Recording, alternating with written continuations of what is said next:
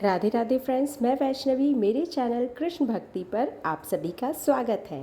क्या आप जानते हैं कि एक ऐसी एकादशी भी है जो हर साल नहीं बल्कि 3 साल में सिर्फ एक बार आती है?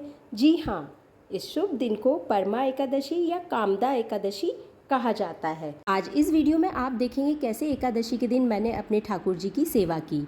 तो ये है उनके मंगला भोग दर्शन। तो इस तरीके से मैंने अपने ठाकुर जी का मंगला भोग लगाया। एकादशी के व्रत करने के कुछ नियम हैं, जैसे आप सुबह जल्दी उठकर स्नान कर लें, स्वच्छ वस्त्र पहने, आपके घर के मंदिर पूजा घर को आप साफ़ कर लें, आप भगवान की पूजा कर लें, जो भी भगवान स्थापित हो आपके घर, शंकर भगवान, तुलसी जी, शालिग्राम, आप उनकी पूजा कर लें। कोशिश करें इस दिन आप पूजा में चावल का उपयोग ना करें।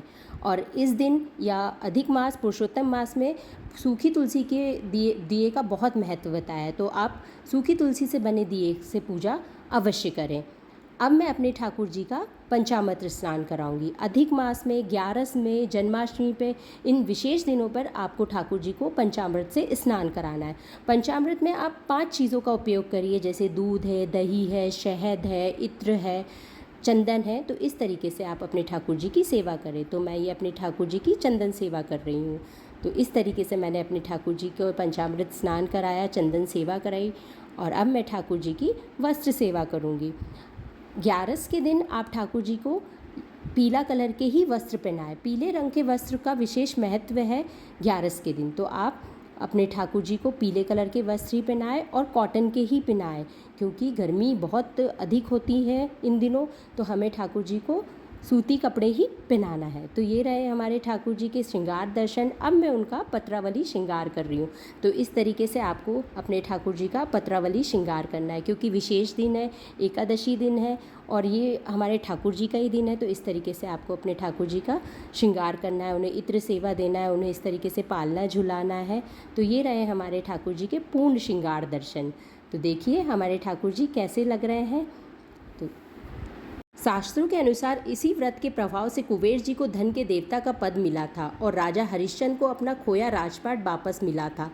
इस दिन पुरुषोत्तम रूप में भगवान लड्डू गोपाल की पूजा की जाती है। उन्हें पीले फूल, तुलसी दल अर्पित किया जाता है और ओम नमो भगवते वासुदेवाय मंत्र का जाप किया जाता है। तो आप भी ओम नमो भगवते वासुदेवाय मंत्र का जाप करते हुए उनकी आरती करें, पूजा करें और तुलसी दल अवश्य चढ़ाएं।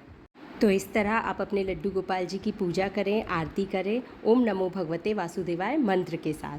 अब मैं उनकी इत्र सेवा कर रही हूँ। ठाकुर जी को इत्र सेवा बहुत प्रिय है, तो आप इत्र सेवा करना ना भूलें और उनकी नज़र ज़रूर उतारें, क्योंकि हमारे ठाकुर जी का इतना अच्छा श्रृंगार हुआ है तो उनको नज़र तो लगेगी। तो इस तरीके से आप उनकी नज़र उतारें। तो ये रहे हमारे ठाकुर जी के पूर्ण श्रृंगार दर्शन।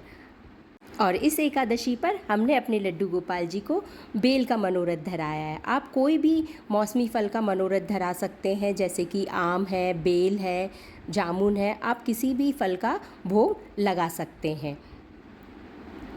तो अब मैं कराऊंगी हमारे ठाकुर जी के राजभोग दर्शन। दोपहर के भोग को राजभोग कहा जाता है।